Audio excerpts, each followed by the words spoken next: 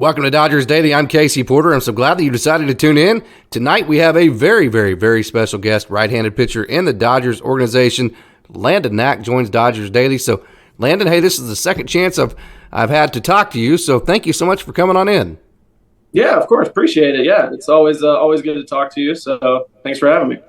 Okay, very good. First of all, before we get into anything else, you looked great the other day. Tell us how you felt on the mound in spring training. Yeah, stuff felt good. I felt pretty confident when I got up there. I had a little bit, of course, of nerves, and as soon as you open the gate to kind of run out. But once I actually got up there, felt like I relaxed a little bit as soon as I kind of stepped on the mound, and felt good after that. So enough about the Dodgers and all that for now. Okay, want to back up and talk about your Walter State boys, man. I mean, they were 60-7 last year. They made it to the national semifinal, and kind of a cool thing about that, a link for you. Your manager at AA Tulsa, Henny, he and the Burrows brothers, Dave and Darren, built that Cali County program there in Ark City, Kansas, and I know that your Walter State, they got beat by Cali County in the semifinals last year. So first of all, give a shout out to Walter State. You know, you're an alum of that place. And then also, did you and Henny have a little back and forth on that? Absolutely. Yeah. Walters, they're always going to be there every year. They really know what they're doing over there. Dave Shelton, he really knows how to recruit well. He knows how to coach. He knows how to get a team motivated. And they've continued to just build a powerhouse for years over there. And they're constantly always top 5, top 10 in the country in rankings, always in the World Series, always have a chance to go for a national championship. I always look back at those the memories of the Walters very fondly. It was a great experience over there. But yeah, me and Henny, of course, obviously, as soon as they played, we went back and forth a little bit, trying to see who was going to come out. Obviously, Walters didn't, but yeah, it was a good experience. A good experience. Yeah, me and Henny had some fun with it.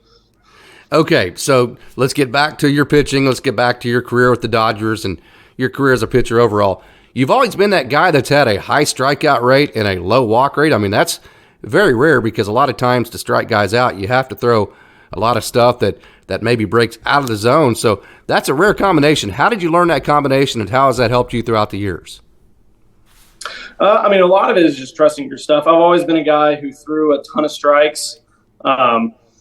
I obviously early on wasn't really much of a high velo guy. I was more of just a guy who just knew how to pitch, knew how to fill up the strike zone with different pitches, and just tried to keep people off balance, and just that kind of off balance feel kind of led to the strikeouts. And then as my stuff got better, the velocity increased. The strikeout stuff stayed, and I felt like the command stayed as well. Obviously, just always attacking guys, always trying to get ahead. And so that continues to try to be a big piece for me. I know you're the type of guy that, in modern day analytics, they try to, reduce the amount of pitches pitchers throw, and they're very careful with the pitch limits and all that. But I know you're the old school type of guy that would take the ball every single day if you could. So last year had to be frustrating with some of the stops and starts and the injuries. I know you spent some time on the developmental list. So take us back to last year a little bit, some of the things, maybe the adjustments you made on the developmental list and the momentum that you took into this offseason. Yeah, obviously, yeah. It's kind of a tough year, kind of a little humbling experience. Kind of really had to push through a lot of things. Had my forearm act on me in the middle of the year. It took some time to kind of get back to feeling normal again after that. And so the time on the development list was really just trying to get everything back in order, because I was trying to overcompensate a little bit for some things, trying to protect the forearm and protect some other stuff. So we had to really focus on really making sure everything was back where it needed to be. And that I think going through kind of a little bit of the trials of that, and really the adversity that I kind of had to go through with that, really is going to kind of help me moving forward, because I've been in that case where my back's up against the wall and I really kind of have to push through, really got to figure some things out. And so I think going into this year, I've got a new appreciation for things, a new kind of outlook on how I go to work each day. And so I think it's actually going to be like more of like a blessing, honestly, moving forward. It's exactly what the minor leagues are for, to learn everything about your own self, both physically, all your stuff, and mentally too, so by the time you get to the major leagues, you got everything ready to go. And no better organization to do it in. Rob Hill, the director of all this, and then Ryan Dennick. You just have tremendous development system with the Dodgers, don't you? Absolutely, yeah. The pitching minds in there are amazing. It's really fun to go up there every day and just kind of talk to some of those guys, pick their brains. And so, yeah, they're great guys to really just kind of sit around with and kind of see what they're thinking on some of the stuff. Because obviously, like, thought processes around the league are always constantly changing and kind of adapting. And so it's always interesting to kind of sit down and kind of pick their brains a little bit. And you're a 4-pitch guy, and you're, like we talked about earlier, you have a high strikeout rate, a low walk rate, which is unbelievable. And the Dodgers do a great job, it seems like to me, from a distance, of allowing each pitcher, they give them a system and a formula, but at the same time, they allow each pitcher to be themselves. Would that be correct? Absolutely. Yes. They don't force anything on anybody. They like to have a dialogue with it. They might give suggestions and be like, hey, I think this could help. But at the end of the day, they also understand it's like, it's your career. You are going to be what gets you to that next level. It's got to be you buying in on what they're preaching. And so, they absolutely let every person in the organization truly be themselves and try to just push them to be the best version of themselves. Tell us about your off season, your team, all the things that you did, and the focus, the things you wanted to get better at. Yeah, this off season, I stayed actually out in Arizona for the off season. Stayed here at the complex. That way I'd have the training staff and all the coaches here every day to work with. That way, because one of the biggest priorities, obviously, this off season is really just taking care of myself, taking care of my body, making sure I'm in the best position to going into this next year, to just be out there every fifth day and be able to be out there every outing. Make sure I'm at 100% ready to go. And so really it was kind of figuring out, all right, what helps me recover, what helps me with different things. And so changed a little bit of diet stuff, changed a little bit of the routine when I get to the field as far as like what prep work I need to do, what work in the training room. And so that was probably my biggest piece for this offseason. And I've heard guys talk about this, when you get into AA, I think James Outman told me this just the other day. When you hit AA, it really starts feeling like, hey, I'm getting close to the major leagues. And you spent all last year in AA, and Outman and both Grove jumped from AA to the major leagues next year. So you're very close. So what do you have to prove here in 2023? Yeah, this year, I just want to go out there every single outing, be healthy, be available, always just be ready to go. Really kind of show that like when I'm healthy, when I'm going, I'm as good as anyone, and just really kind of focus more on the process of everything. Don't try to, obviously, as you said, you're getting close. You can kind of smell it a little bit, but you just can't let yourself just like think about that and not stay in the moment, stay on, this is what I'm working on each day. And so it's just trying to stay grounded with everything. You guys, the Tulsa Drillers last year, had the highest average velocity for any minor league pitching staff in all of the minor leagues at any level. 94 miles an hour is what your pitching staff averaged. So that has to be fun to, have all that competition around you. It has to raise your game a little bit, doesn't it? Oh, absolutely. Yeah. Our staff last year was just electric all the time. We had a couple days where the average fastball was probably 98 on some of those days, just with a couple of the arms, especially we had coming out of the bullpen, and guys like Bobby and a couple of them was really throwing jet fuel out the gate. And so, yeah, absolutely. Being around those guys, like, it pushes you to work a little harder. The competition of having those guys there every day, like, everybody wants to push each other, really try to be the best version of yourself. So, yeah, absolutely. It's so fun to be around those guys. I know you hit 11 home runs your senior year in college, so, hey, you have a lot of experience with the bat, but seeing all that 98, I'll bet you're glad you're a pitcher nowadays, huh? You ever itched to take BP? I wish I got to take BP. No, I would love BP. I don't know about facing some of these guys. Some of these guys' stuff is ridiculous, but Yeah, I do every now and then get the itch that I would love to go swing a little bit, just have a little fun in some batting practice. But yeah, I don't know. I don't know if I'd want to face some of these guys. Okay, let's back up again. I know we hit on it just a little bit earlier, but let's back up to your first outing the other day. Again, I mentioned how comfortable, how confident you look. Just kind of break that down a little bit further for us, if you don't mind.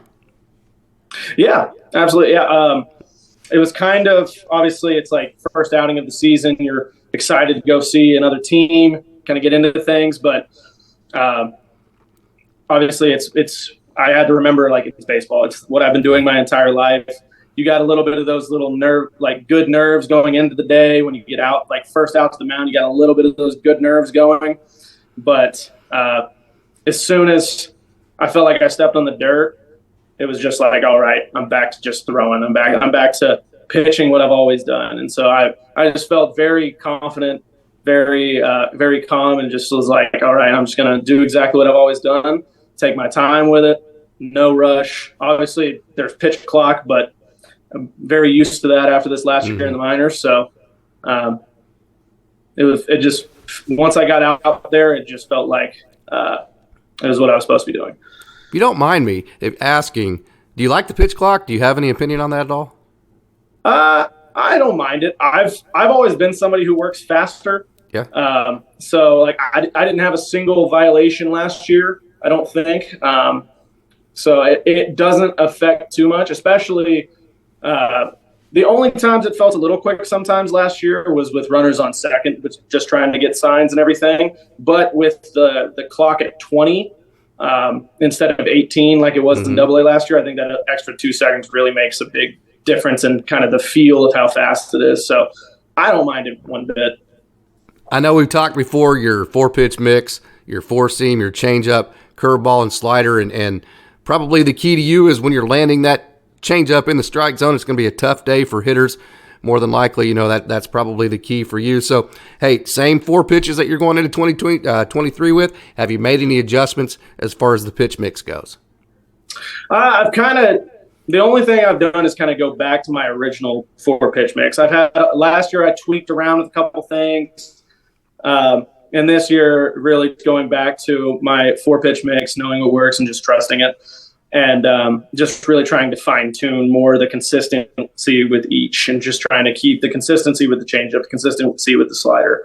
And so overall, very similar as far as the pitch mix goes. But yes, absolutely, changeup is a huge pitch for me. So really just trying to lock that in constantly so that every game I have that going for me is a big focus. Confident in all 4 pitches landing in the strike zone? At any time. Yeah, absolutely. Okay, so what aspects of your game right now do you feel confident that, hey, it's good enough right now to where I could be a quality, consistent major league starter right now? And then what parts of your game do you feel like, you know what, I probably need to get a little bit better at this and continue to improve if I want to have that consistency as a major leaguer? Yeah, I think right now I have the command and the ability to execute pitches at a major league level right now. I think it's really just kind of the experience, continuing kind of more of like the mental game along with everything, understanding when to throw certain pitches in different counts, more of like the thought process that goes along with it, just continuing to develop the mental side. Because I think right now I have the ability to command the ball and really execute pitches at a very, very high level. And so it's just more of the more innings, the more experience is the big piece. I think that I need just the mental piece.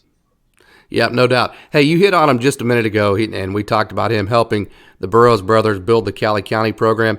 Your manager at AA last year, Scott Hennessy, better known as Henny, the mayor of Drillville. I know he's a very well-liked manager. Can you speak to him a little bit? Oh, yeah. Henny, he's a guy who always has his players back.